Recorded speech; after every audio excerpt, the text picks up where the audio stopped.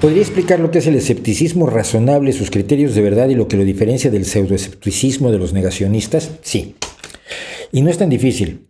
El escepticismo razonable tiene un criterio de verdad, es decir, tú me puedes demostrar, tengo ciertos criterios, ciertas exigencias a través de las cuales tú me puedes demostrar que existen los fantasmas, las hadas, los unicornios, Dios, la comunicación con extraterrestres, los poderes preternaturales, la magia.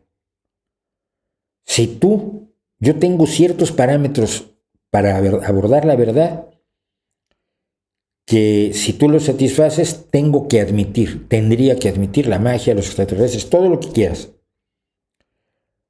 Porque lo que me importa es llegar a la verdad por un método medianamente razonable que nos dé conocimientos certeros, que son los métodos de la ciencia. El negacionista no tiene forma de ser convencido.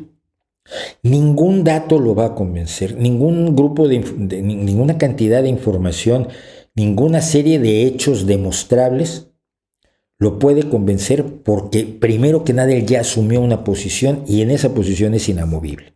Por eso se llaman negacionistas, la ha negado. Y todo el resto del aparente desarrollo racional o razonable que hace el negacionista no lo hace como un ejercicio de razón o de razonabilidad.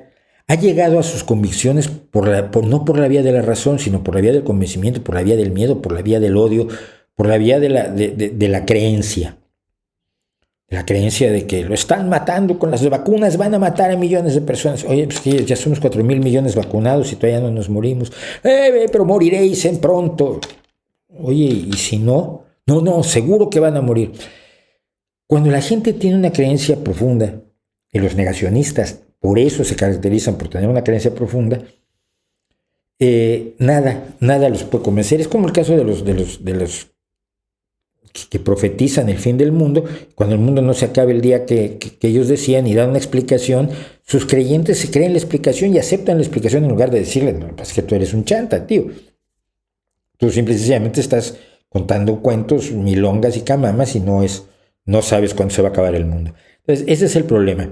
Creo que es muy clara la diferencia entre yo dudo de algo y exijo tales requisitos para dejar de dudar y decir que lo acepto como parte del conocimiento, o si a falta de ellos decir que no tengo por qué aceptarlo como parte del conocimiento, de aquel que dice yo esto no lo voy a aceptar nunca y nada de lo que digas puede convencerme.